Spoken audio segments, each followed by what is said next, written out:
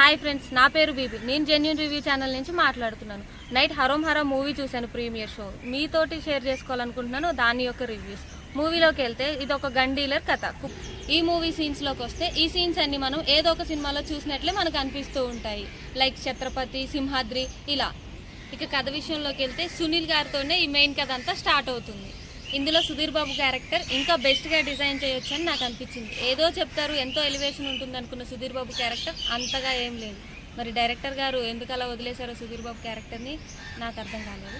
సునీల్ గారు ఈ క్యారెక్టర్కి చాలా పర్ఫెక్ట్గా సెట్ అయ్యారు. ఆయనకి ఇచ్చిన దాంట్లో 100% బెస్ట్ ఇచ్చారనే చెప్పుకోవచ్చు. ఫ్రెండ్స్, ఇందులో సునీల్ గారు మేజర్ రోల్ ప్లే చేశారు. అసలు సునీల్ గారు లేకపోతే ఈ కథే లేదనుకొని చెప్పుకోవచ్చు మనం. ఇక విలనిజానికి వస్తే మనకి రెగ్యులర్గా ఉండే విలనిజమేనండి. ఎక్కడైనా ఒక ల్యాండ్ దొరికిందా కబ్జా చేసామో, ఒక మర్డర్ చేసామో, ఒక రేప్ చేసామో అన్నట్లు ఉంటుంది విలనిజం. ఒక క్రూరత్వంతో కూడుకున్న విలనిజం ఉంటుందండి రెగ్యులర్గానే. హీరోయిన్ విషయానికి వస్తే మన మాలవిక శర్మ. తన లుక్స్ క్యూట్ అండ్ బబ్లీగా చాలా చార్మింగ్గా ఉన్నాయి. తనకి ఇచ్చిన రోల్ని చాలా డీసెంట్గా, ప్రొఫెషనల్గా ప్లే చేసింది. ఈ మూవీలోని హైలైట్ సీన్స్ విషయానికి వస్తే ఇంటర్వెల్కి ముందు వచ్చి ఒక 10-15 మినిట్స్ అనే చెప్పుకోవచ్చు. ఆ 10-15 మినిట్స్ చూస్తున్నంతసేపు ఆడియన్స్కి గూస్ బంప్స్ వచ్చేస్తూ ఉంటాయి. ఈ మూవీలో ఫాదర్ సెంటిమెంట్ చూపించడానికి చాలా ట్రై చేశారు, కానీ అది అంత వర్కౌట్ అవ్వలేదు.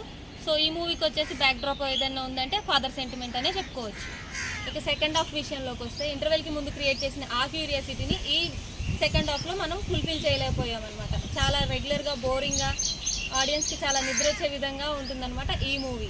ఇక క్లైమాక్స్ విషయానికి అంటారా, చాలా రెగ్యులర్గా మన తెలుగు సినిమాల్లో జరిగే క్లైమాక్సే ఉంటుందండి. చాలా రొటీన్గా ఉంటుంది. మ్యూజిక్ విషయానికి వస్తే సాంగ్స్ వచ్చేసి సోసోగా ఉన్నాయి. బ్యాక్గ్రౌండ్ ఎంత హైప్ ఇవ్వలేకపోయిందని నేను అనుకుంటున్నాను.